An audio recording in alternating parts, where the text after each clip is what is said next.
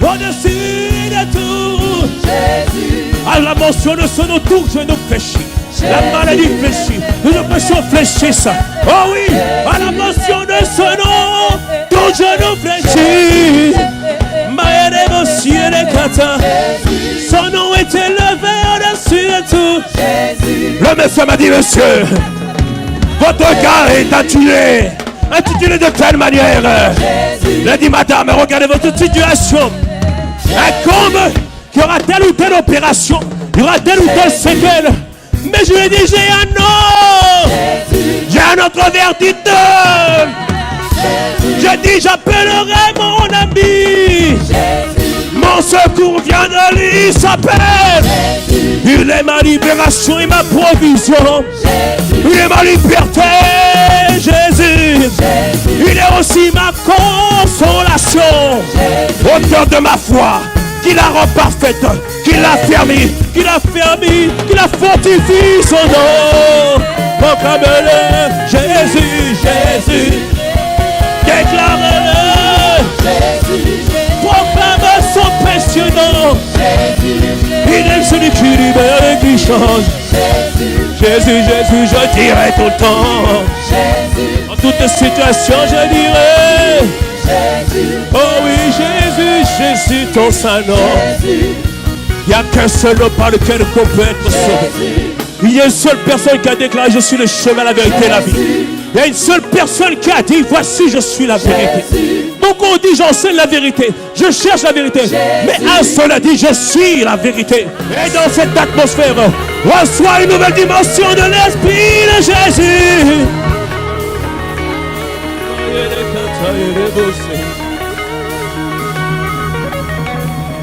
Oh, merci Seigneur. Merci pour ta grâce.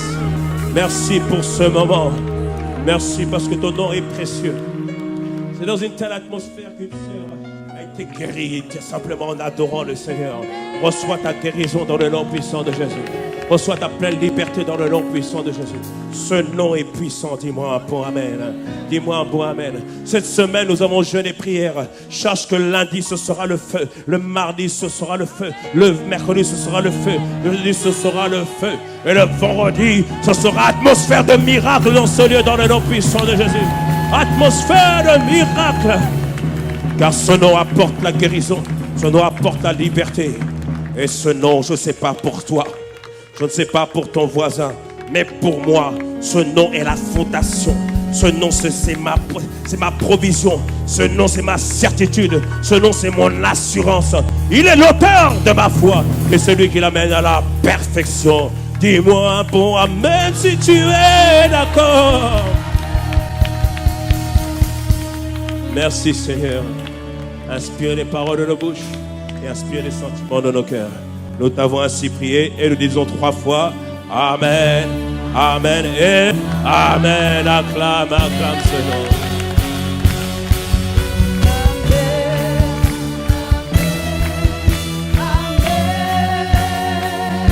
Alléluia.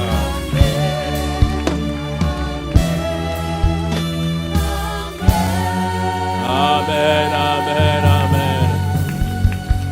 Oh Seigneur, gloire à ton nom. Inspire les paroles de nos bouches, inspire les sentiments de nos cœurs pour cet après-midi. Amen, Amen. Regarde ton voisin, ta voisine, salue-le vraiment d'une bonne salutation. Dis vraiment, vraiment, sache que le nom de Jésus va parler dans ta vie. Et dis-lui, mais je de grâce, garde la foi. Dis-lui de grâce, garde la foi. Alléluia, et nous pouvons prendre place. Alléluia. Bonjour à toutes et bonjour à tous. Bienvenue pour ce moment de culte merveilleux dans la présence de Dieu. Dis-moi un bon amen. Amen. Nous sommes vraiment heureux de retrouver des visages qui sont avec nous, parce que certains sont partis en vacances. Dis-moi un bon amen si c'était ton cas. Et nous sommes heureux parce que véritablement, Dieu attire de nombreuses personnes. Dis-moi un bon amen. Et beaucoup nous étions en vacances, mais Dieu n'était pas en vacances. Dis-moi un bon amen. Et depuis plusieurs semaines, Dieu nous a interpellés sur comprendre que Dieu veut nous faire passer par un désert. Nous faire passer par un désert. Pourquoi il veut nous faire passer par un désert? Et nous avons pris l'histoire, nous avons pris le récit du peuple hébreu qui était esclave en Égypte, qui devait accéder au pays de Canaan. Le pays de Canaan, c'est le pays promis à Abraham. Dieu avait dit à Abraham, tes enfants seront esclaves pendant 400 années en Égypte. Mais au bout de 400 années, ils sortiront et ils reviendront posséder le pays que je te montre. Quand on parle de pays, nous ne parlons pas seulement d'un endroit, mais nous parlons aussi d'une dimension. Et en début d'année, nous avons expliqué que Canaan, c'était pour nous l'image de l'héritage que Dieu a pour nous. L'héritage, c'est la vie que Dieu a pour tous ceux qui sont en Jésus-Christ. Dis-moi un bon amen. L'héritage, ça veut dire quoi? Ça veut dire que Dieu a prévu une dimension de vie pour chacun d'entre nous. Il dit en Jean 10, je suis venu afin que mes brebis aient la vie, l'aient en abondance. En grec, périssos, qu'elle surabonde, qu'elle soit merveilleuse, qu'elle soit excellente. Ce sera notre partage dans le nom de Jésus. Quand tu penses à Canaan, ne pense pas qu'à un pays, je dis, pense à une dimension. On a expliqué que c'est l'héritage. Dans l'héritage, il y a la foi de Dieu. On va parler de la foi aujourd'hui. Il y a cette foi qui déplace les montagnes. Dans l'héritage, il y a la joie de Dieu. Peu importe les problèmes, les situations, tu es toujours dans la joie. Comme il est écrit que Dieu te donne une paix et une joie qui surpassent toute intelligence. Dans cet héritage, on te parle aussi d'avoir le salut pour ta famille. Cela fait partie aussi de ton héritage. Dis-moi un bon amen. Je vois un mari revenir à Christ. Je vois une femme venir à Christ. Et je vois des enfants venir à Christ. Dis-moi un bon amen. Pourquoi je peux le dire? Parce que ça fait partie de mon héritage. J'ai une postérité qui, toi, t'es en Christ. Dis-moi un bon amen. Ça fait partie de mon héritage. Dis-moi un bon amen. Dans l'héritage, il y a aussi la prospérité. Dis-moi un bon amen. La prospérité, ce n'est pas avoir des milliards dans son compte, mais d'avoir suffisamment pour subvenir à ses besoins et pour toute bonne œuvre. Dis-moi un bon amen. Oh, je nous vois construire des campus, un grand campus à Cergy, un grand campus à Mantes-la-Jolie, un grand campus dans le 60. Dis-moi un bon amen. Et ce n'est que le début. Dis-moi un bon amen. Toutes ces choses font partie de notre héritage parce que les nations sur notre héritage. Psaume 2, verset 8, il dit, demandez-moi les nations. Vous verrez si je ne vous donne pas en héritage et si je ne vous donne pas les estimés de la terre en possession. Dis-moi bon amen. Parce qu'il y a une dimension avec Dieu où tu vas aller à Kinshasa. Dieu va t'utiliser pour évangéliser. Dieu va t'emmener au Canada. Dieu va t'utiliser pour évangéliser. Dieu va t'envoyer au Guatemala. Tu vas évangéliser. Il va t'envoyer en Papouasie. Tu vas évangéliser. Dis-moi un bon amen. Dis-moi bon amen. Les extrémités de la terre font partie de notre héritage. Et ça, c'est la vie que Dieu a pour nous. Et c'est la vie qu'il voulait aussi pour son peuple. Mais son peuple était prisonnier, esclave en Égypte. Depuis 390 années. 390 années, il a suscité Moïse. Il dit, Moïse, regarde, mon peuple a besoin d'être libéré. Parce qu'il était esclave. Être esclave, c'est être soumis à un dominateur. Dominateur, c'est Pharaon. Pharaon, c'est l'image de Satan. C'est l'image de Satan qui dominait le peuple en Égypte. Ça, c'est l'image de l'homme soumis au péché. Au bout de 390 années, il dit, Moïse, je te suscite pour libérer mon peuple. Et Moïse voit les choses. Moïse qui avait grandi en Égypte, il voit son peuple meurtri. Il dit, attends, ok, Dieu m'a dit que je vais libérer le peuple. Ok, allez, je vais zigouiller. Et zigouille l'Égyptien. Dieu dit, Moïse, c'est pas comme ça que j'ai dit qu'il fallait le faire. Parce que la libération, ce n'est pas de tes propres forces, c'est moi qui dois le faire. Et Moïse, à ce moment-là, il part dans le désert pendant 40 années. Dis avec moi, dans le désert. Et pendant 40 années, Dieu change sa mentalité. Dieu le brise, Dieu le change. Et Dieu le rappelle au bout de 40 ans. Il dit, Moïse, mon peuple, j'avais dit 40 années. Mais il y a 430 années qui s'est passé. Pourquoi? Parce que tu as voulu faire par tes propres forces. Mais maintenant, Moïse, retourne-y et va libérer mon peuple. Il dit, mais je n'ai pas la langue facile, je ne peux pas y aller. Parce que Moïse était devenu bec dans le désert. Il dit, non, Moïse, ce n'est pas par tes propres forces. Va et va libérer mon peuple. Et Moïse, Dieu a fait des miracles au travers de Moïse. Il y a eu 9 plaies qui ont eu contre l'Égypte, mais le peuple n'était pas encore libre. Mais à un moment donné, en ayant de doute, Dieu dit à Moïse, Moïse, prends un agneau d'1 an, sans tache, prends-le, immole-le, prends le sang, mets sur le pan de la porte. Parce que ce soir, je vais faire une libération. L'esprit de mort va passer sur l'Égypte. Mais à cause du sang, l'esprit de mort va passer par-dessus. Dans toutes les familles où il y aura le sang, l'esprit de mort va passer par-dessus. Et après cela, les Égyptiens vont vous laisser partir. Et ce qui s'est produit, et après cela, la mort s'est répandue sur l'Égypte, mais les Juifs ont été protégés. Ça, c'est une image de Christ, de ce qu'il a accompli à la croix. Nous qui étions esclaves, esclaves, c'est que tu ne peux pas faire ce que tu veux, tu ne peux pas désirer ce que tu veux, tu n'as même pas l'identité que tu veux. Je me rappelle du film Racine, il y avait un héros qui s'appelait Kunta Kinte. À un moment donné, on lui dit, comment tu t'appelles? On te donne le nom de Toby. Il disait, non, je suis Kunta Kinte. Il dit, non, tu es Toby, je suis Kunta Kinte. Parce que quand tu es esclave, tu ne peux pas avoir ton identité. Mais Christ est venu pour nous libérer, afin que nous puissions retrouver notre identité, notre véritable identité. Dis-moi, bon amen. Il est venu nous libérer. Dis-moi, bon amen. Il veut redonner l'identité, mais pas seulement l'identité. Maintenant, je vais te redonner une nouvelle vie. Dis-moi, bon amen. Et maintenant, ce peuple qui était là en Égypte depuis 400 années. Imagine-toi pendant 400 années, comment leur mentalité a été façonnée comme les Égyptiens. Moïse, le mec qui avait vécu 40 ans là-bas, il a voulu fonctionner comme Égyptien par la force. Toute la mentalité était complètement secouée. Mais Dieu, qui est sage, oh dis Dieu est sage. Dieu est sage. Dieu veut que son peuple aille prendre Canaan. Dieu veut que nous puissions aller prendre Canaan. Dis-moi bon amen. Prendre la dimension d'héritage. Mais Dieu sait déjà ce qu'il y a à Canaan. Et à Canaan, c'est un pays qui est déjà habité par des géants. Est-ce que je peux avoir 2 géants, s'il vous plaît? C'est un pays qui est habité par des géants. Vas-y dans les... Regarde pas ici d'abord. Vas-y dans... Oui, ils sont géants, oui, ils sont géants. Vas-y dans les géants. N'y vois pas seulement des géants physiques, mais vas-y des entités spirituelles qui sont assis sur l'héritage que Dieu a pour toi. Parce que tu veux posséder la santé divine. Mais il y a les malédictions qui ont été prononcées. Il y a les malédictions qui ont été prononcées. Je vais posséder ça. Je vais prendre. Mais les gens ne peuvent pas bouger.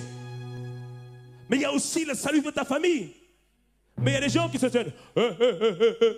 Tu ne sais pas que le grand-père m'a vendu toute la famille? Tu ne sais pas que l'arrière-grand-père m'a vendu toute la famille? Tu ne sais pas ça, tu ne sais pas ça, tu ne sais pas ça. Je dois prendre l'héritage. Je dois prendre l'héritage. Je dois prendre l'héritage. Mais il y a des géants. Il y a des géants. Et Dieu qui est sage sait que ce peuple qui a duré 430 années en Égypte, mentalité complètement tordue, il sait que lorsqu'ils vont voir les géants,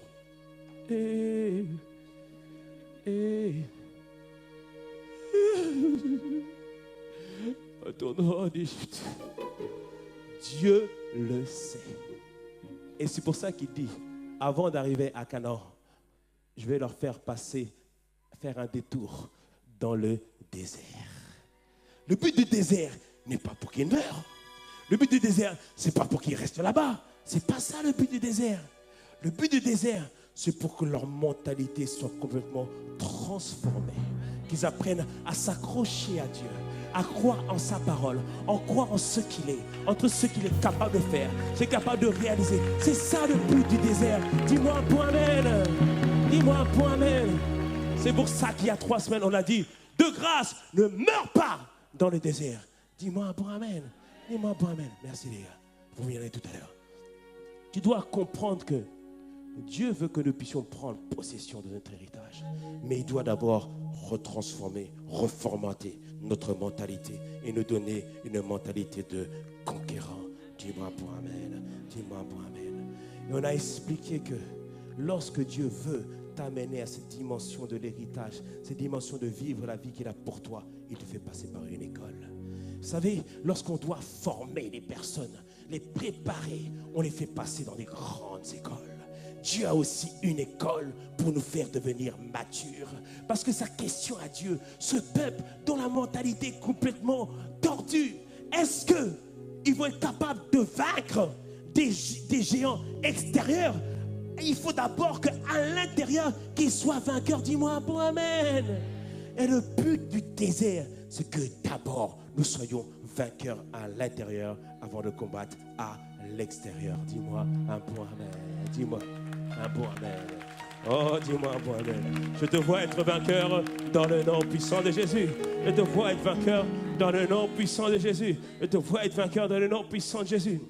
Et nous avons expliqué que à l'école du désert, il y a plusieurs examens, plusieurs épreuves que tu dois remporter avec la mention très bien. Dis-moi un bon amen. Il y a d'abord la première épreuve à Mara. L'épreuve à Mara, c'est en Exode 15, versets 22 à 25. Exode 15, versets 22 à 25. On dit qu'à Mara, le peuple eut soif d'eau. Ils avaient soif, ils ont voulu boire de l'eau. Et bien que l'eau était amère. C'est le moment où tu avais prié, tu avais demandé, mais ce que tu reçois, c'est amer. La situation est amère. Seigneur, ce n'est pas tout à fait ce que j'ai demandé quand même, mais c'est amer. Mais dans ces situations-là, Dieu, premièrement, veut t'apprendre une chose, que même s'il te donne l'eau, tu en auras encore soif. Il a dit un jour à une femme en Jean 4, la femme samaritaine, il a dit, celui qui vient boire de l'eau que moi je donne n'aura plus jamais soif. Et elle dit, ah bon, donne-moi de cette eau afin que je ne revienne plus puiser à ce puits. À Mara, tu apprends à réorienter ta soif. Dire, Seigneur, c'est bien l'eau. L'eau, c'est quoi? C'est les choses naturelles que tout le monde a droit. Lorsque tu travailles, au bout d'un moment, lorsque tu étudies, au bout d'un moment, il faut que tu travailles. C'est normal, n'est-ce pas? Mais des fois, tu ne travailles pas. C'était un peu frustré quand même. Des fois, tu es prêt maintenant à te marier. Et tu es prêt vraiment à te marier maintenant. Mais tu ne trouves pas toujours quelqu'un. Toute personne te demande. Ah, tu dis quand même, c'est normal que je me marie à un moment donné. Et quand tu es marié, normalement, c'est normal que tu aies des enfants. Dis-moi, c'est normal. Dis-moi, amen. Mais à Mara, tu dis, Seigneur, mais quand même, la situation, là, c'est un peu amer. Mais à Mara, tu apprends à réorienter ta soif. À dire, Seigneur, je n'ai plus seulement soif d'eau, j'ai soif de toi. Seigneur, merci. Parce que c'est vrai que je ne suis pas encore dans le travail, mais je t'étoie, dis-moi un bon amen. Amara, tu apprends à véritablement t'accrocher à la source d'eau qui est Jésus. Tu apprends à lui dire, Seigneur, tu es mon tout, tu es ma passion, tu es ma dévotion, mon objectif de chaque jour, ma poursuite de chaque instant. Dis-moi un bon amen. Ça c'est Amara, l'examen que tu dois remporter. Dis-moi un bon amen. Et souvent l'erreur quand on est dans les déserts, comme rien ne se passe, beaucoup se disent, mais finalement, cette affaire de Jésus, là, c'est compliqué. Un jour, j'avais regardé un film sur les 10 commandements, et les acteurs étaient là. Il y avait deux qui étaient à voir Moïse. Il dit, Moïse, ton Dieu, là, il est quand même exigeant quand même, hein? Oui, il est exigeant comme un bon père, et exigeant envers ses enfants. Dis-moi bon amen, dis-moi bon amen. Mais l'erreur, souvent, c'est que quand on voit que les choses n'arrivent pas, et on dit, bon, bah, finalement, est-ce que je n'étais pas mieux en Égypte? Tu te rappelles, Yann, quand on était... Tu te souviens? Ne joue pas cela. L'erreur, c'est qu'on veut aller en arrière. Et ça, c'est l'épreuve de la nostalgie. C'est pour ça qu'il y a 3 semaines, je te dis, de grâce, ne retourne pas en Égypte. Dis-moi un bon amen. Parce que la vérité, Dieu veut qu'on aille de l'avant. Il veut qu'on progresse, qu'on avance. Ça, c'est le deuxième examen. Troisième examen, je t'avais dit, c'est lorsque on doute de la présence de Dieu. Oh, pasteur, quand je prie, je ne sais pas si Dieu m'entend. Pasteur, quand je prie, j'ai l'impression de rien sentir. Tu es dans l'épreuve du test de la présence de Dieu. Parce que Jésus nous dit une chose. Il nous dit, là où 2, 3 sont rassemblés en son nom, je suis. Donc Jésus est où? Il est au milieu de nous. C'est-à-dire que sa présence est là. Mais encore plus, et Éphésiens nous dit que Christ habite en nous par la foi, Éphésiens 3. C'est-à-dire que partout où je vais, Christ est là. Partout où je vais, Christ est là. Dis-moi un bon amen. Dis-moi un bon amen. C'est-à-dire que parfois je ne sens pas sa présence, mais j'ai compris un secret avec Dieu. Des fois, tu n'as pas besoin de sentir sa présence, mais il est là. Juste, tout ce que tu as juste besoin de dire, bon Seigneur, cet endroit-là, c'est ma cuisine. Ça devient maintenant un lieu d'adoration. Ça devient maintenant un lieu d'exaltation. Donc tu mets adoration prophétique ou tout simplement tu mets un peu de musique. Si tu n'as pas de musique, même si tu as la voix gâtée, tu commences à chanter. Tu es là au milieu de nous. Seigneur, je t'adore, je t'adore. Je t'adore. Seigneur, tu es là, tu es là, tu es là. Je suis en train de faire ton omelette. Au milieu de nous, oh Seigneur, je t'adore. Une sœur comme ça, elle ne connaissait pas le Christ. On lui avait parlé de Christ. On dit, mais tu sais que Christ, il change les vies. Elle dit, ah bon? Elle a commencé à lire la parole de Dieu. Elle a lu la parole de Dieu. Elle dit, mais il est vraiment intéressant ce Jésus-là. Et juste, elle était là, dans sa cuisine, en train de vaquer ses occupations. Elle dit seulement, Seigneur, mais touche-moi simplement, je veux te connaître simplement. Et elle dit, pasteur, j'étais là et j'ai juste senti sa présence et je suis tombé à terre. Et le poids que j'avais est parti. Oh, il est là, oh, il est là, oh, il est là. Dis-lui avec moi, il est là. Oh oui. C'est l'examen par lequel tu vas passer dans le désert. Apprendre à comprendre que ce n'est pas par tes sens, mais par rapport à ce que la parole dit. Et je te dis, Dieu te testera même dans son silence. En Exode 32, la 4e épreuve, la 5e épreuve, le peuple hébreu attendait le retour de Moïse parce que Moïse était parti à la montagne pour entendre Dieu. Et là, le peuple, la Bible nous dit que le peuple s'assit pour se divertir. Parce que le peuple était impatient. Ils ont dit à Aaron, fais-nous un veau d'or, fais-nous un Dieu taillé, fais-nous une image de Dieu. Le test de l'impatience et de l'idolâtrie. Ils étaient impatients. Le Moïse qui nous parlait n'est plus là. Dans ces tests-là, Dieu t'apprend à lui faire confiance, même dans son silence. Dieu t'apprend à lui faire confiance, même dans son silence. Et je vais te dire une chose, le silence de Dieu n'est pas un silence approbateur. Quand Dieu n'a pas dit, Dieu n'a pas dit. Pasteur, je fais quoi? Attends-le. Dis-moi bon amen. Je t'attends à lui. Tu l'attends. Parce que le risque, c'est de tomber dans le 5e examen, l'erreur de faire un Dieu taillé, une idolâtrie. Mais le peuple s'est diverti devant un Dieu taillé, en faisant un veau qui était le symbole du service, en disant à Dieu maintenant, c'est toi qui vas nous servir. Mais Dieu n'est pas là pour nous servir. Il est là pour que nous puissions œuvrer avec lui. Il est un bon Père, c'est pourquoi il prend soin de nous. Dis-moi un bon amen. Dis-moi un bon amen. Alors sois patient vers lui. Dis-moi un bon amen. Et je te dis tout à l'heure, Dieu est sage. Dis avec moi, Dieu est sage. Il sait. Amen. Il sait. Le peuple ne se rendait pas compte que Dieu les préparait. Il ne se rendait pas compte. Mais il devait passer une série d'examens. Et à partir de ce moment-là, dès que le peuple a fait le veau d'or, maintenant ils ont convoqué. C'est l'épreuve numéro 6. Ils n'ont pas cru en la capacité de Dieu. C'est la provocation en la capacité de Dieu.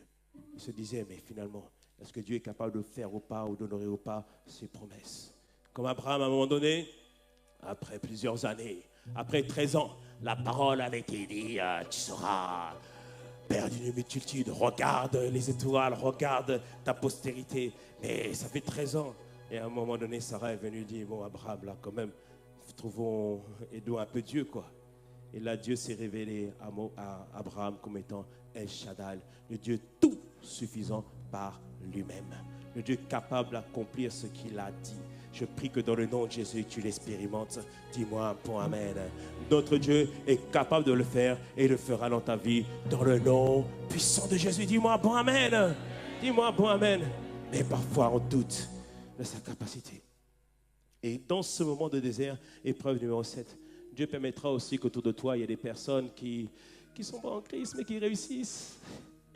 Ils ne prient pas, mais ils se marient. Ils ne prient pas, mais le boulot, ça va. Et le but du diable, c'est de faire en sorte que tu tombes dans les convoitises, à désirer les choses que les gens du monde ont, à posséder des choses que les gens du monde ont. Mais Dieu, lui, il ne veut pas que tu tombes dans la convoitise, mais il veut que tu apprennes à ce moment-là ce qu'on appelle le contentement.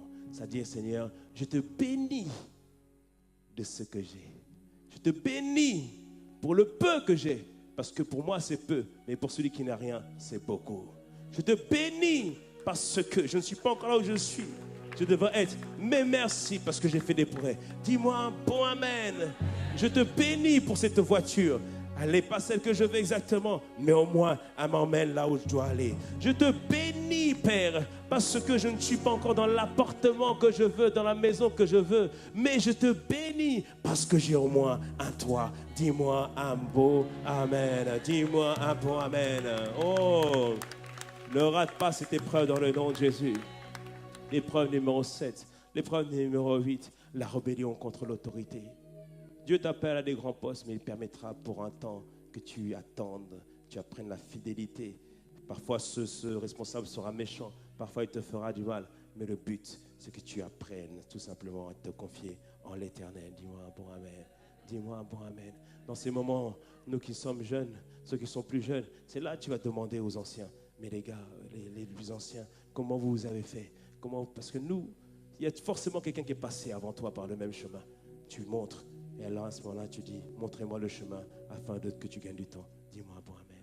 Ne te rebelle jamais contre l'autorité. Dis-moi un bon amen. Sois fidèle, même si l'autorité n'est pas facile. Même si au boulot, l'autorité semble te persécuter. Tu auras la victoire dans le nom de Jésus. La fidélité parle toujours au nom de Jésus. Dis-moi un bon amen. Et ce qui m'intéresse ce matin, c'est les deux dernières épreuves. L'incrédulité et la dépression qui conduira à la rétrograde. Et la Bible nous en parle en Nombre 13. Nombre 13 à partir du verset 30, précis, à partir du 27, mais on prendra à partir du verset 30. La Bible nous dit quoi? Que Moïse avait envoyé 12 espions pour aller espionner le pays, comme je t'ai dit. Et quand ils ont regardé le pays, effectivement, ils ont constaté que le pays était excellent. À tel point que quand tu lis, ils étaient à deux pour porter des grappes de raisin. Imagine-toi la taille de la grappe de raisin. C'est-à-dire que le pays était bien, comme disent les Camerounais, il était bien des... Ou autres, les Ivoiriens. On est ensemble, on est ensemble. Toi, tu défends toi ton pays là. Ton pays, c'est le royaume des cieux au nom de Jésus. Et ils voient tout cela. Mais, comme je te l'ai dit, à Canaan, il y a des géants. Et il y a 10, ils étaient 12, il y en a 10. Ceux qu'ils ont vus, ils ont vu que des géants, ils ne ont pas vu ce que Dieu avait dit. Et c'est ça aujourd'hui que tu dois comprendre ce matin. Je te l'ai dit ce matin, c'est la foi. Je te prie de grâce, garde la foi en l'Éternel ce matin dans le nom de Jésus. Parce que tout est une question de mentalité. Je te dis, pour prendre l'héritage, il va falloir que tu acquières une mentalité de conquérant. Les 10 avaient une mentalité de défaitiste, alors que 2, Josué et Caleb, avaient une mentalité de conquérant. Là où les 10 étaient défaitistes, ils étaient résignés, ils avaient capitulé. Ils s'étaient dit, non, franchement, là le pays il est compliqué. Ils disaient, à tel point, c'est un pays qui dévore même ses habitants. Tu as déjà vu un pays comme ça? C'est-à-dire qu'ils ont même exagéré la situation. Mais la vérité, c'était qu'ils étaient résignés. Et parfois, on peut être résigné, baisser les bras par rapport à notre couple, baisser les bras par rapport à l'éducation de nos enfants, baisser les bras dans nos études, baisser les bras dans nos projets. Mais je prie ce matin que tu sors du statu quo dans le nom puissant de Jésus. Parce qu'un conquérant, il ne dit non, les choses doivent changer. Il dit non, pas de statu quo. Son chant préféré, c'est « Je ne suis pas satisfait d'une dimension ordinaire. Je ne suis pas satisfait, Seigneur. Non, non, non, non, non, non, non. Je ne suis pas satisfait d'une dimension ordinaire. Je ne suis pas... J'ai un bon boulot, j'ai un beau travail, mais Seigneur, je ne suis pas satisfait. Non, non, non, je ne suis pas satisfait. Il y a trop de malades autour de moi, trop de personnes, Seigneur, qui ne te connaissent pas. Je ne suis pas satisfait. Je veux plus, Seigneur, parce que tu as plus, Seigneur. Non, non, non, je ne suis pas satisfait d'une dimension ordinaire. Non, non, non, non, non, non, non. Je ne suis pas satisfait, Seigneur. Parce que quelqu'un qui a une mentalité de combattant, c'est quelqu'un qui a toujours un rêve. Il a toujours une vision. Il y a quelque chose qui l'anime toujours. Caleb et Josué. Je vous ai dit une fois que Caleb, ça vient du nom Caleb, qui veut dire orienté par le cœur. C'est-à-dire orienté par une vision. Je prie que ce matin, que Dieu remette une vision en toi. Une passion nouvelle. Un zèle nouveau pour un rêve. Pas qui vient de toi, mais qui vient de lui. Dis-moi bon amen. Dis-moi bon amen. Dis-moi bon amen. Et Josué et Caleb regardaient au rêve de Dieu, alors que les autres avaient abandonné leur rêve, avaient dit non, les projets de Dieu ne vont plus s'accomplir, à tel point maintenant, ils commençaient à regarder aux choses en arrière. Ils disaient, mais en Égypte, finalement, on était bien. Mais les gens qui ont une mentalité de conquérant ont soif de victoire, ont soif de plus avec le Seigneur. Ils disent, on va aller, on va faire. Caleb, en Nombre 14, il dit que le pays est prenable. Si Dieu est avec nous, si Dieu nous donne l'avantage, si Dieu le fait, nous serons vainqueurs. Dis-moi, bon amen. Dieu nous est favorable. Dieu le fera dans ta vie. Dis-moi, un bon amen. Dis-moi, un bon amen. Mais parfois, il y a des gens qui tuent les visions. Qui tuent les visions. Ils sont là pour, lorsque quelqu'un qui est nouveau dans la foi, il croit en ce que Dieu est capable de faire. Lorsqu'on leur parle d'exploits, lorsqu'on leur parle de faire de grandes choses pour le Seigneur, il dit, petit, nous on est passé par là. Tu vois, nous en 1950, on était là. En 70, on était là. En 74, on était là. Il tue les visions. Il tue les visions. Mais la vérité ce matin, Dieu veut que tu retrouves une passion, une vision, un zèle pour son œuvre. Dis-moi un bon amen. Alors de grâce, garde la foi. Garde la foi. Dis-moi un bon amen. Des gens qui sont conquérants, leur langage est différent. Ceux qui sont défaitistes, on va pas y arriver. Pasteur, vraiment, ton affaire, là, tu nous emmènes où? Moïse, tu nous emmènes où? Mais ceux qui sont conquérants, leur langage est différent. Dis avec moi différent. Dis avec moi différent.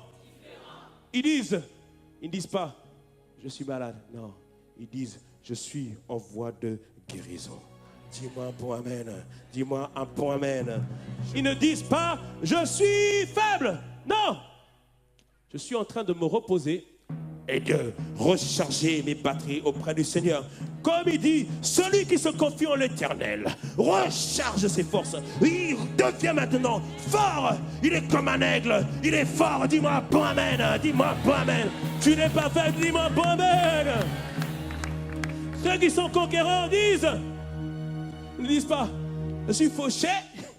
Non, ils disent, je suis actuellement en train de renflouer mes caisses.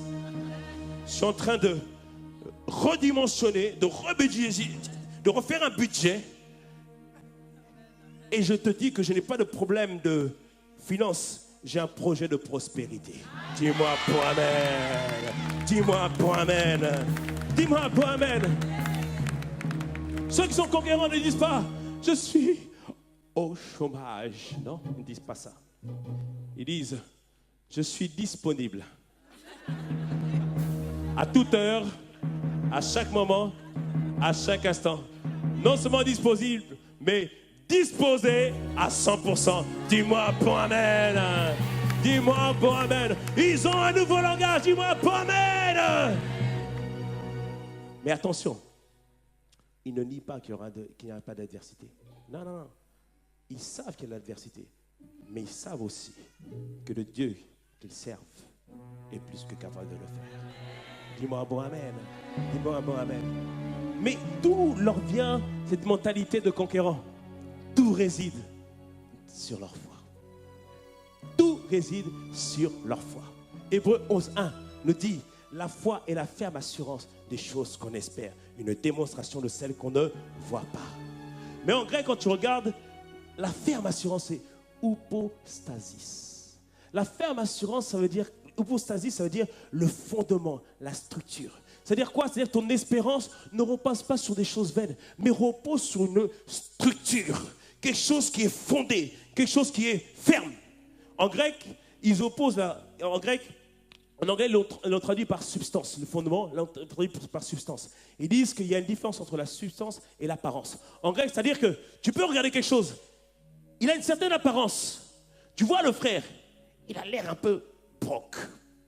Pas grand-chose. Il est venu te voir, ma sœur. Il dit vraiment, pas intéressant. Ça, c'est l'apparence.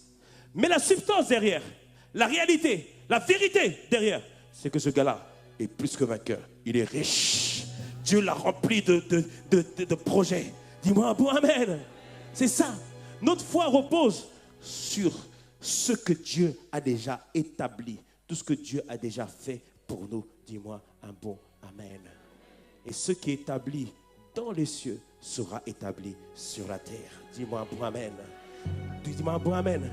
Tout à l'heure, je dis, il a versé son sang à la croix de Golgotha, à la croix, il y a eu un échange divin. Donc quand je regarde sur quoi est fondée ma foi n'est pas fondée parce que je me dis, ouais, peut-être qu'il va le faire, c'est pas ça, non. Ma foi est fondée, Ésaïe 53:1. Mais qui a cru à ce que nous avons annoncé? C'est-à-dire que Dieu l'a fait. 2 Pierre 2 me dit que par ses meurtrissures, j'ai été guéri. Donc ma fondation est basée sur ça. Dans le spirituel, je suis guéri. J'ai un problème au cœur, j'ai un nouveau cœur là-haut qui doit venir, qui doit se manifester. Dis-moi bon amen. J'ai un problème de santé, c'est déjà établi, cela va se faire. Dis-moi bon amen. Hébreux 11:3 nous dit que tout ce que nous voyons a été fondé par des choses invisibles. Dieu a tout fondé par sa parole. Et sa parole, c'est dans le spirituel. Dieu a tout fondé par sa parole. Ça veut dire que si sa parole a été annoncée sur ma vie, sur nos vies, pour tout ce qu'il a fait, c'est dans le spirituel. Ça veut dire que forcément, ce qui est dans le spirituel va finir par s'accomplir. Dis-moi un bon amen. Dis-moi un bon amen. Que ta foi soit fondée sur la parole de Dieu et sur la parole de Dieu seul. Dis-moi un bon amen. Dis-moi un bon amen. Dis-moi un bon amen. Quelqu'un me dira, mais pasteur, tu ne connais pas mon expérience. Je te l'ai dit, je puisse au premier culte ou ici. Ta foi, sache que l'expérience peut toujours changer. Tu as une certaine expérience avec Dieu aujourd'hui. Demain, Dieu va se révéler autrement. Donc ne base pas Dieu sur ton expérience, mais base-le sur la parole de Dieu. Dis-moi un bon amen. Parce que ceux qui sont défaitistes ont la foi naturelle. Comme Thomas. Thomas, le disciple de Christ, qui a passé tellement de temps avec Jésus. Mais Thomas, quand même, tu as entendu parler de Christ. Christ a dit qu'il va ressusciter. Christ n'a pas dit, il a dit. On lui dit, Christ est ressuscité. Il dit, oh, je ne crois pas. Je ne crois pas. Si je ne le vois pas, je ne mets pas mon doigt dans ces trous, je ne le crois pas. Et en Jean 20, au verset 27, Jésus apparaît. Et il va voir Thomas, il dit, Thomas, avance ici. Mais avance ton doigt. Regarde mes mains. Avance ici ta main et mets-les dans mon côté. Et il dit, ne sois pas incrédule, mais crois. Et Thomas lui répondit, ah, mon Dieu, mon Seigneur. Et Jésus lui dit, mais toi aussi Thomas. Verset 25, 29. Et là, il pensait à toi et à moi. Il dit, parce que tu m'as vu, tu as cru. Mais il dit, heureux ceux qui n'ont pas vu et qui ont cru. Dis-moi bon amen. Je n'ai pas vu Jésus à la croix de Golgotha, mais je sais, je crois, j'ai la ferme certitude qu'il s'est sacrifié pour moi. J'ai la ferme certitude qu'à la croix, il a pris mes malédictions afin que je sois béni. J'ai la ferme certitude qu'à la croix, il a pris nos maladies afin que nous soyons guéris. J'ai la ferme certitude que Dieu l'a fait et Dieu l'a accompli. Et cela, il l'a fait il y a 2000 ans. J'ai cette certitude. Dis-moi bon amen. Dis-moi bon amen. C'est-à-dire que ma foi est fondée sur ce que Dieu dit. Et comment je fais pour savoir ce que Dieu dit? La Bible. Dis-moi bon amen. La Bible. C'est-à-dire que la Bible est comme un miroir. En 2 Corinthiens 3, à partir du verset 18. 2 Corinthiens 3, verset 18, il nous dit que nous contemplons la Bible comme un miroir. La Bible me dit quoi? Oh, Mateta, tu es plus que vainqueur. Tu n'as pas tous les problèmes, que challenges que j'ai là? Tu es plus que vainqueur. Ok, je suis plus que vainqueur. Je suis plus que vainqueur. Je me vois plus que vainqueur. Je me vois plus que vainqueur. Dis-moi bon amen. Dieu te dit tu es saint. Comme moi aussi je suis saint. Mais regarde tout ce que j'ai fait comme bêtise. Non, tu es saint. Ah bon? Oui, tu es saint. Donc je n'ai pas allé dans la boue du péché. Non, tu ne vas pas dans la boue du péché. Or, en plus quoi, tu as donné la rémission. C'est-à-dire que tu as enlevé même la source des péchés. Donc je domine sur le péché. Dis-moi un bon amen. Dis-moi un bon amen.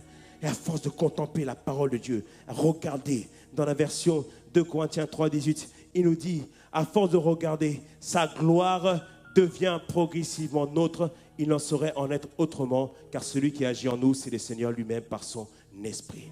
Il disait ici, à force de méditer, à force de regarder, à force de scruter, alors, au fur et à mesure, les paroles de Dieu deviennent maintenant des semences à l'intérieur de toi. Dis-moi pour amen. Dis-moi pour amen. Comme tu vois là, j'ai le ventre bien plat. Amen. Dis amen pour moi, amen. Mais ne fais pas attention à l'apparence. Parce que la substance derrière, la réalité derrière, c'est que je suis enceinte de beaucoup de projets. Je suis enceinte d'un campus à Cergy d'ici 2020 d'au moins 1200 personnes. Je suis enceinte d'un campus à Mantes-la-Jolie d'au moins 300 personnes pour 2020. Je suis enceinte d'un campus dans le 60 d'au moins 300 personnes. Je suis enceinte d'un peuple zélé pour le Seigneur. Je suis enceinte d'un peuple rempli de l'onction. Je suis enceinte d'un peuple qui ira partout et ils chasseront les démons. Je suis enceinte d'un peuple qui porteront avec eux miracles, prodiges et signes. Dis-moi, promets! Dis-moi, je suis enceinte! Ah oui! À force de méditer la parole, de regarder la parole, il dit que certainement, cela s'accomplira. Au nom de Jésus. Dis-moi pour Amen. Dis-moi pour Amen. Dis-moi pour Amen. Quelqu'un me dira, mais pasteur, je n'ai pas de quoi espérer. Et là, tu fais comme Abraham en Romains 4, 20 versets 20 et 21. Il dit que Abraham espéra au-delà de toute espérance. Alors que son corps était usé, celui de Sarah était usé. Il espéra et il rendit grâce à Dieu, il rendit gloire à Dieu. C'est-à-dire qu'il n'avait même pas encore vu l'enfant. Mais là, la parole de Dieu qui avait été redonnée, là, au bout de 24 ans. Dieu l'avait dit plusieurs fois, mais au bout de 24 ans, tu te rends compte, 24 ans qu'il attendait. Abraham, son corps usé, il entend encore Dieu qui dit, l'année prochaine, à la même époque, tu auras un enfant. Il dit, oh, je saisis cette parole, je crois en cette parole. Et il dit, et la Bible nous dit qu'il rendit gloire à Dieu. Mais Abraham, tu n'as pas vu. Oh, si j'ai vu. Oh, si j'ai vu. L'apparence n'est pas là, mais la substance, la réalité est là. Je l'ai vu. Et la Bible nous dit qu'il rendit gloire à Dieu.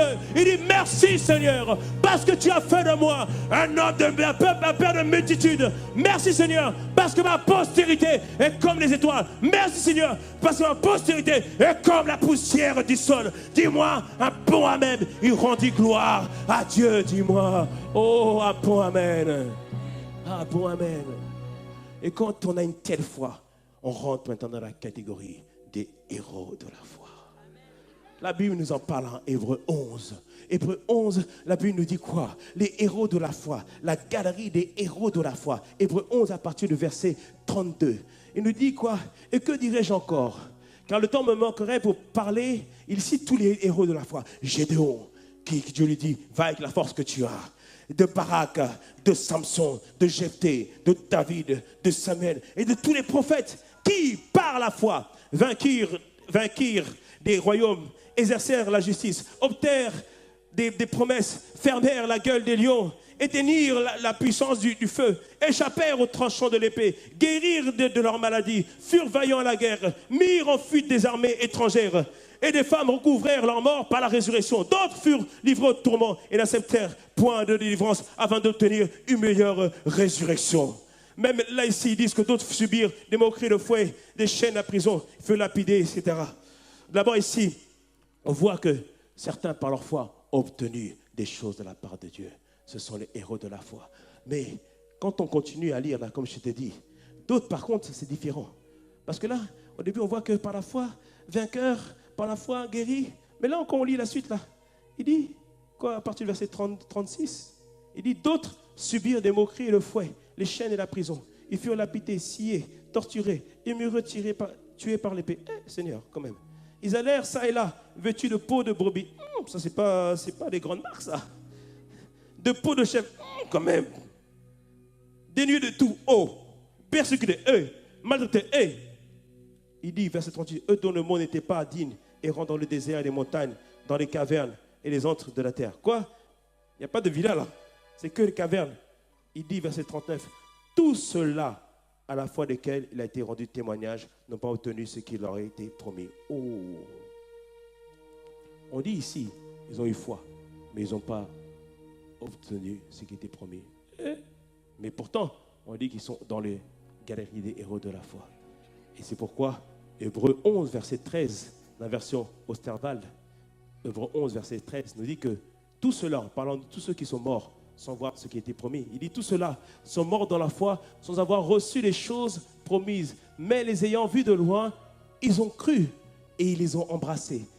Et ayant fait profession d'être étrangers et voyageurs sur la terre. Ce verset, il dit quoi? Il dit dans la version du second, il dit qu'ils ont salué de loin. Tu peux venir, Eric, s'il te plaît? Saluer de loin, quand on regarde un peu, souvent, on pense à la manière dont nous saluons ici, dans notre monde moderne. On dit yes, amen. On pense à ça comme ça. Mais quand on regarde dans le grec, il écrit que le mot embrasser, c'est asposomai. Asposomai, c'est saluer, mais avec une embrassade. Lorsque les Juifs se rencontraient, les gens de l'époque se rencontraient, ils se saluaient comme ça. Oh, merci d'être venu. Merci, tu m'as visité. Oh, merci. Je bénis Dieu pour ta famille, pour tes enfants, pour tes affaires. Oh, je bénis Dieu, je bénis Dieu. Oh, vraiment, je suis content que tu sois venu. Oh. Et ils saluaient comme ça. Et ça a duré tellement longtemps que les voyages étaient retardés. Et Dieu nous dit que ces personnes qui sont mortes sans avoir vu ce qui était promis ont embrassé. C'est-à-dire, je suis peut-être malade, mais j'ai embrassé la guérison. Je l'ai senti, je l'ai touché de tout mon être. Je l'ai touché de toute ma force, de toute ma force, de toute ma force. Peut-être que je suis mort dans la maladie, mais sache, je le sais, je n'ai pas été couvert de honte. Je n'ai pas connu la confusion. Non, parce que j'ai embrassé. Je suis mort dans la foi. Et je sais que là-haut, il y a la provision pour ma guérison. Dis-moi un bon amen. Dis-moi un bon amen. C'est vrai que je n'ai pas grand-chose. Mais Seigneur, j'embrasse la prospérité. Merci Seigneur. Parce que moi, je ne l'ai pas vu dans le physique, dans ma génération. Mais je te bénis parce que j'ai embrassé la prospérité et je le vois sur mes enfants jusqu'à 1000 générations. Je le vois, je l'embrasse, je la saisis. Dis-moi un bon amen. Dis-moi un bon amen. Dis-moi un bon amen. Et quand tu gardes ça, tu meurs dans la foi. Pour Dieu, le plus important, ce n'est pas que tu obtiennes. Le plus important pour lui, c'est que tu gardes la foi jusqu'au bout. C'est pour ça qu'il est dit, ayant fait profession d'être étranger et voyageur sur la terre. Cela veut dire quoi? Nous ne sommes que des voyageurs sur la terre. Tu luttes pour des finances, ces finances-là sont passagères. Tu luttes pour des choses, toutes ces choses-là sont passagères. Ils ont dit non, il y a une gloire plus grande. Et ils ont dit, je choisis de croire en l'Éternel. Dis-moi un bon amen. Je choisis de croire en l'Éternel. Dis-moi un bon amen à cela. Dis-moi un bon amen. Dis-moi un bon amen. Dis-moi un bon amen. Ce que je suis en train de dire, pour Dieu, il faut que tu gardes la foi. Dis-moi un bon amen. Dis-moi un bon amen. Quelqu'un me dira, mais pasteur, dans ce cas-là, à quoi ça sert d'avoir la foi? Autant mourir comme ça en laissant tomber. Non, ce n'est pas ce que je dis. C'est pas ce que je dis. Je te dis simplement une chose. Prends conscience que cette vie ne s'arrête pas là. Prends conscience qu'il y a une vie après à la mort. Prends conscience qu'il y a une vie après tout ça. Prends conscience que le plus important que tu dois toujours garder, c'est ta foi. Parce qu'il y a des choses que tu vas déclarer. Les montagnes vont se déplacer. Dis-moi un point amen. Il y a des choses que tu vas déclarer que les montagnes vont s'enlever. Il y a d'autres choses que tu ne verras pas. Mais tu gardes toujours la foi. Mais jusqu'à ce que le Seigneur Jésus revienne. Et jusqu'à ce qu'il te prenne. Parce que tu ne mourras pas. Tu partiras. Dis-moi un bon amen. Mais jusque-là, confesse, déclare, proclame ce que Dieu dit. Parce que beaucoup ne disent rien. Dans la prière, nous pleurons. Dieu, dans la prière, te dit de lui rendre grâce, de l'adorer, de l'exalter, de reconnaître que véritablement elle est capable.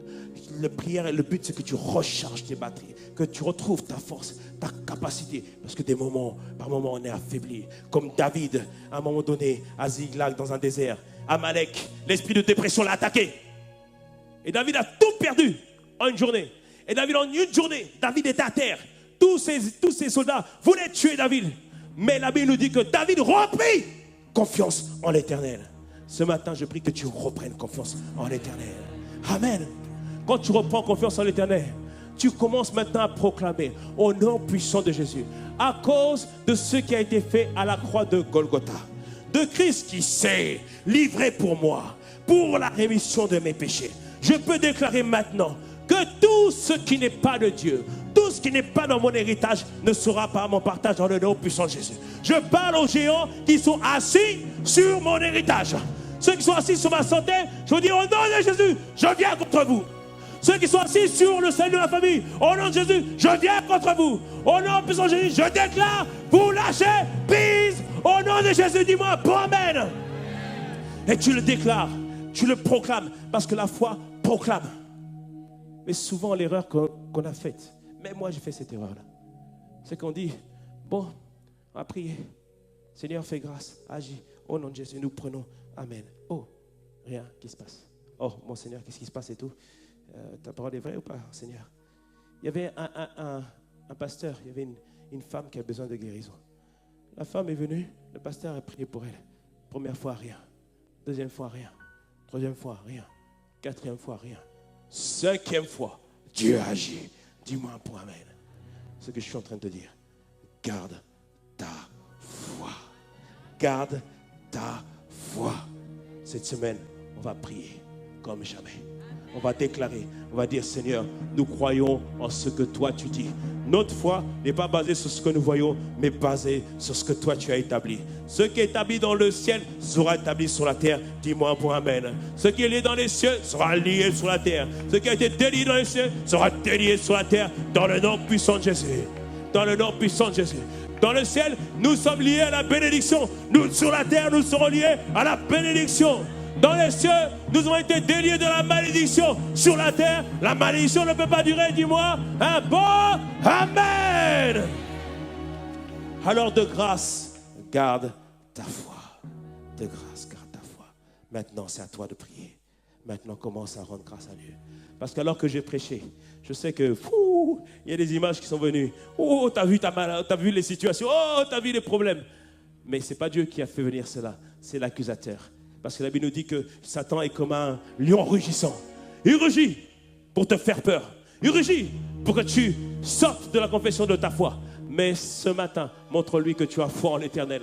Montre-lui que tu as saisi cette parole, que tu as compris et saisi que ta foi est basée sur le réel, la fondation, l'hypostasis de la parole de Dieu. Alors commence à élever ta voix, commence à proclamer, commence à déclarer. Tu vois, il y a des situations de maladie. Proclame ta guérison, proclame le salut de ta famille. Élève ta voix ce matin. Élève véritablement ta voix.